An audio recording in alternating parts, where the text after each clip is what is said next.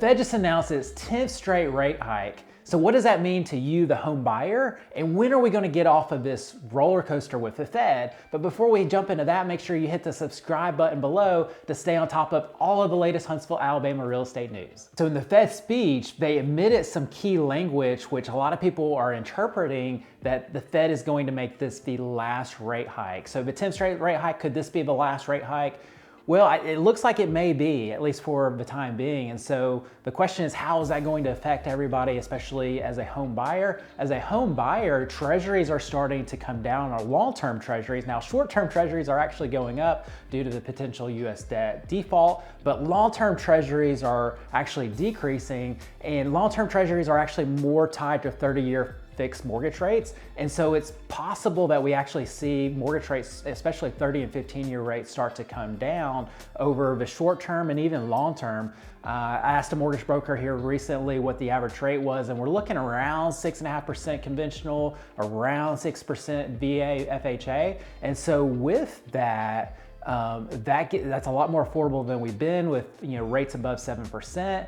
And a lot of people are predicting that we're going to see rates around 6% by the end of the year, because there's been just a lot of fear and uncertainty priced into these rates because they didn't know how far the Fed was going to go. And now that there's a potential goal line or ending line, those rates, those 30 years, those 15-year rates may and actually probably will start to come down over the short term. So we have gotten some rate relief here recently, and it's expected that we'll see some rate relief long term towards the end of this year and even into next year.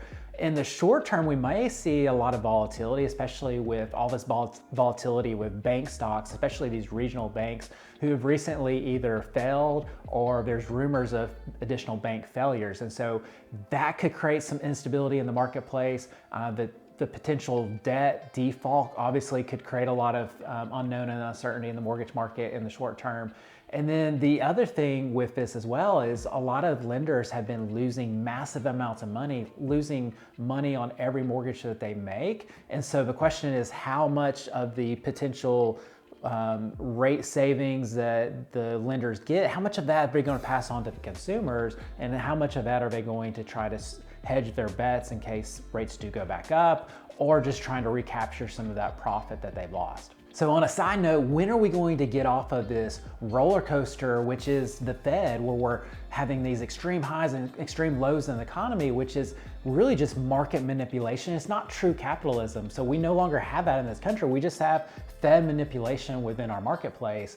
And so unfortunately, this Fed manipulation has created this huge wealth gap that we've never had in this country before, and it's benefiting those that have assets, especially leveraged assets, but it's really creating an inequality for folks that do not own assets and are savers. And so people that have savings, they're getting robbed on a daily basis from inflation, and those that don't own assets, their purchasing dollars continue to get spread less and less as the wealthy get even more wealthy as we have this massive inflation. It's really not the wealthy's fault. They're not the ones that have been pumping this money into the economy and doing all this market manipulation by the Fed. They benefited from it, but it's not their fault. What we really need to do is we need to fix the Fed and really just eliminate the Fed and get off of this roller coaster that's really challenging our society and creating this huge inequalities and wealth gap on one side, and then it's creating this gap of a lot of people that,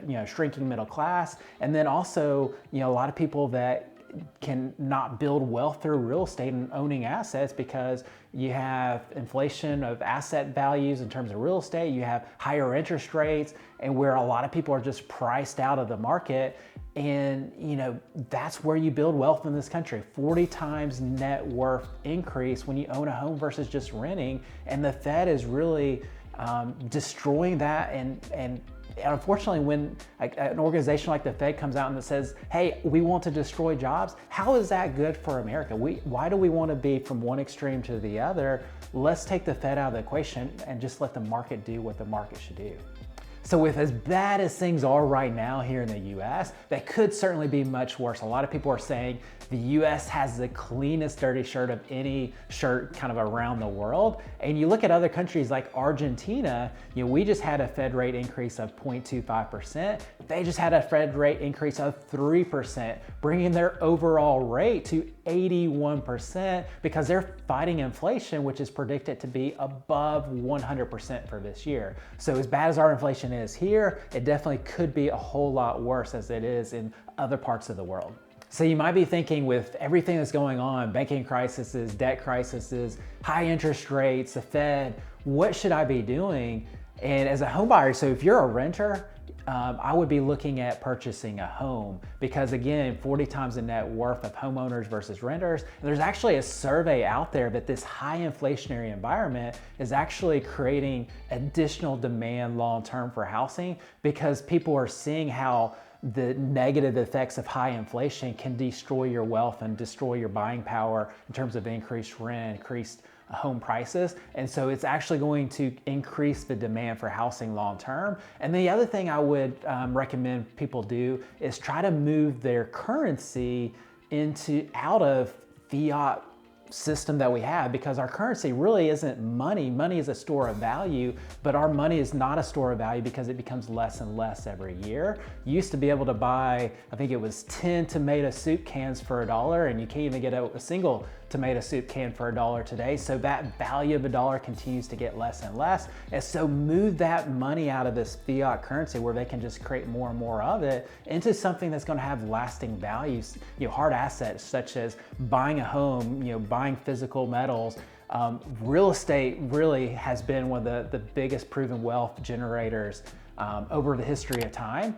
And so if you're looking to move your money out of fiat currency into real estate, shoot us an email at moving@mattcurtisrealestate.com. Again, moving@mattcurtisrealestate.com, and we'd be happy to advise you in your particular situation, help you gain the most wealth.